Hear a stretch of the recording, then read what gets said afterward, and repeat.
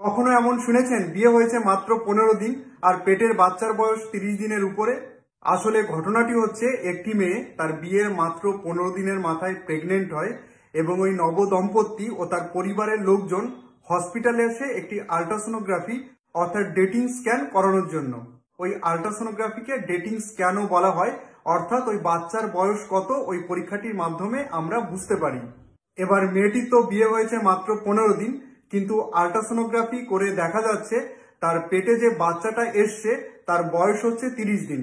প্রথমে যখন তার স্বামী এটা শোনে, সে প্রচন্ড রিয়েক্ট করে, কোনোভাবেই সে মানতে রাজি নয় ওটা তারই বাচ্চা, এবং তার সঙ্গে তার যে পরিবারের লোকজন এসছিল তারাও মোটামুটি বাচ্চাটাকে কোনোভাবেই মানার জন্য প্রস্তুত নয়।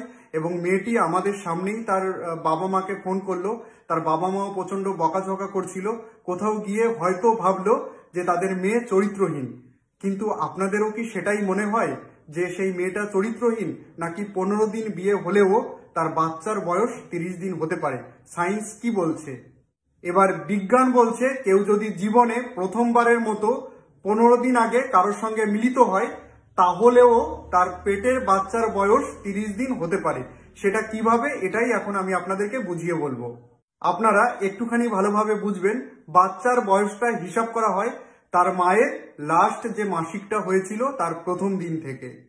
এখানে আপনাদের ভালোভাবে বোঝার সুবিধার্থে আরেকটু সহজ করে বলি, যেসব মেয়েদের মাসিক প্রত্যেক মাসে নিয়মিত হয় এবং যাদের মাসিক 28 দিন পরপর হয়, সেসব মেয়েদের বাচ্চা হবার জন্য প্রত্যেক মাসে যে ডিমটা বের হয় সেটা 14তম দিনে বের হওয়ার সম্ভাবনাটাই সব থেকে বেশি থাকে।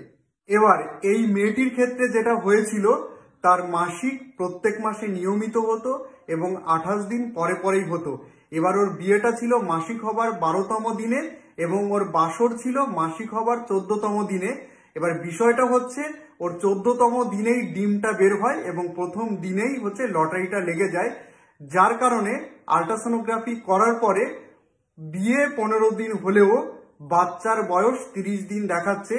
যেহেতু মায়ের লাস্ট যে পিরিয়ডটা হয় সেটার প্রথম দিন থেকেই বাচ্চার হিসাবটা করা হয় যে তার বাচ্চার বয়স কতটা হয়েছে।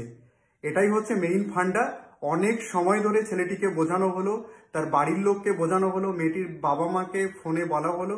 আমি অ্যাজ এ ডক্টর চেষ্টা করেছিলাম পুরো বিষয়টাকে মেটানোর জন্য, কিন্তু ছেলেটি বারবার বলছে এই বাচ্চা আমার নয়, ডিভোর্স দেবো, এটা করব সেটা করব।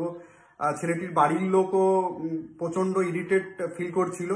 ওদেরকে বললাম পরবর্তীতে ডিএনএ টেস্ট করে কিন্তু এটা জানা যাবে যে কার বাচ্চা।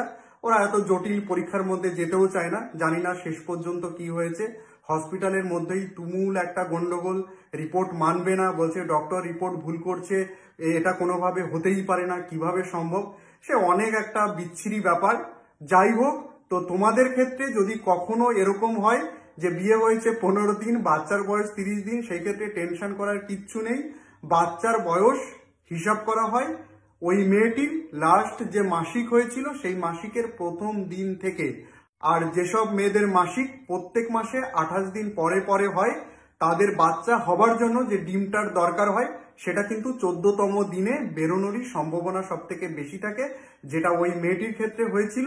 এবং ও স্বামীর সঙ্গে বাসর করে এবং প্রথম দিনেই লটারিটা লেগে যায়, যেটা ওই ছেলেটি মানতে প্রস্তুত ছিল না। এটাই হচ্ছে মেইন ঘটনা। তো সায়েন্স বলছে, কারোর বিয়ে যদি 15 দিন হয় এবং তার জীবনে যদি ওটা প্রথম মিলন হয়, তারপরেও তার বাচ্চার বয়স 30 দিন কিন্তু হতে পারে। তো এটা নিয়ে টেনশন করার কিচ্ছু নেই।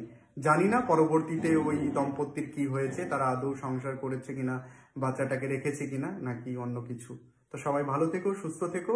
আর ভিডিওটি ভালো লাগলে অবশ্যই প্রচুর মানুষের মধ্যে শেয়ার করে দিও, কেন কি এই কনসেপ্ট অনেকের মধ্যেই নেই।